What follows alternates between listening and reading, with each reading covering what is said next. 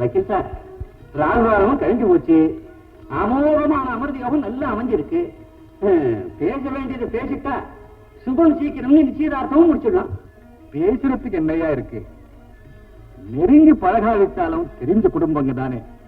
பெரியவங்க சரின்னா சம்மதம் தான். அதான் பாயிண்ட். ஐயா, உங்க பாயிண்ட்டுக்கு ஒரு சின்ன ஜாயிண்ட்டுங்க. சரின்னு சொல்றதுக்கு முன் அந்த லௌகீக விஷயத்தையும் பேசி விடுறது நல்லதுன்னு அடியேன்னு ஆசைப்படுறேன். ஆமா, அவசியம் பேச வேண்டியதுதான். சொல்றது கொடுக்கிற விஷயத்துல பரஸ்பரம் மனசு விட்டு பேசுறதுதான் நல்லது. ஏன்னா கல்யாணம் 1000 காலத்து பயிர் பாருங்க. என்ன சொல்றீங்க? ஆஹா, 1000த்துல ஒரு பேச்சு காண கச்சிதம்னா. சுபேதார்வா, இதுல நான் பேச வேண்டியது ஒண்ணும் இல்லை. உங்க சம்பந்தத்திலே எனக்கு பரிபூர்ண திருப்தி. அதான் பாயிண்ட். ஐயா, உங்க பாயிண்ட்டுக்கு ஒரு சின்ன ஜாயிண்ட்டுங்க. நம்ம தம்பிக்கு கூட வெகு திருப்திங்க. ரொம்ப சந்தோஷம். இத பாருங்க, பொண்ணை வாங்கிக்கிறவங்களை விட கொடுக்கறவங்க தான் பொறுப்பு அதிகம்னு சொல்லுவாங்க. அதுலயும் உங்களை போல பெரியவங்க வீட்டுக்கு பொண்ணை கொடுக்கும் போது அந்த பாயிண்ட் தான் வேண்டாங்கிறேன். இங்க யாருக்கு யாரு பெரியவங்க? அவங்க உங்க வீட்டுக்கு அவங்களே பெரியவங்க. அப்படி இல்லைங்க. எந்த விதத்திலும் உங்களுக்கு நாங்க ஈடானவங்க இல்ல. எங்களுக்கு இருக்கிறதெல்லாம் நாணயம், கௌரவம், மட்டும் மரியாதை, அவ்வளவுதான். அது போறாதுங்களா மனுஷனுக்கு? இந்த காலத்துல மனுஷனுக்கு மதிப்பு கொடுக்கிறது பணம் தானுங்க. அந்த வகையில உங்களோட சம்பந்தம் வச்சுக்க எங்களுக்கு அருகது இல்லைன்னு தான் சொல்லணும். அதெல்லாம் எதுக்குங்க நமக்குள்ள?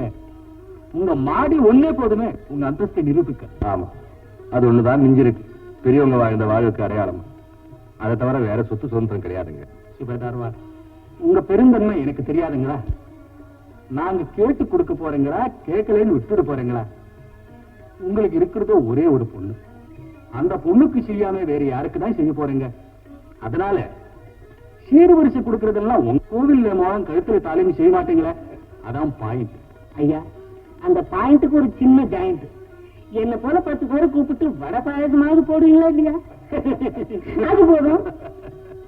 சுபேதார்வா, இதுக்கு மேல வேற என்ன பேசணும்? சம்பந்தம் நிச்சயம். சர்வ மங்களாயுதம். இந்தாங்க, சந்தோஷமா தாம்பரம் வாங்கி.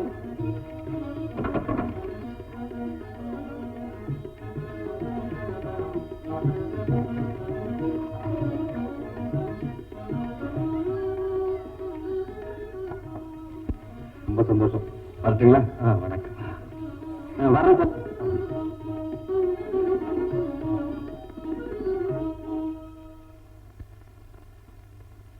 வீடேறு வந்து பொண்ணை கொடுக்கறேன்னா வேண்டான்னு எப்படி சொல்றது? ஓஹோ, என்னையே கேள்வி கேக்குறீங்களா? பையனுக்கு கட்டிக்கிறேன்னு சொல்லி பொண்ணை கூட்டி வந்து வீட்டுல வச்சுக்கிட்டு இருக்குமே, அவங்களுக்கு என்ன பதில் சொல்லலாம்? அதுல பாயிண்ட் என்னன்னா, கண்ணனுக்கு அந்த பொண்ணை ரொம்ப பிடிச்சிருக்கு. அவனுக்கு பிடிச்சிருந்தா போதுமா? எனக்கும் தான் பிடிச்சிருக்கு.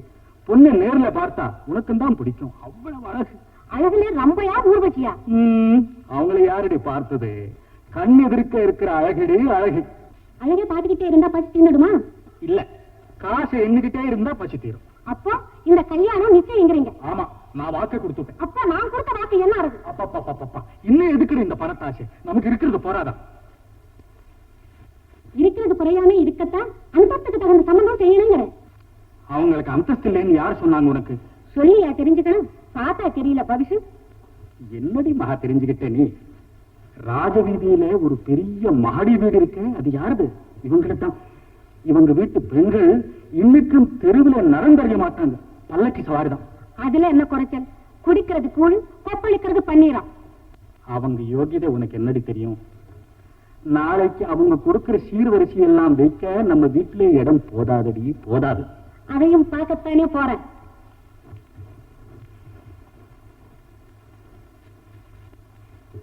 அப்பாட, ஒரு முக்கியமான பாயிண்ட் ஒரு வழியா முடிஞ்சதுடாப்பா.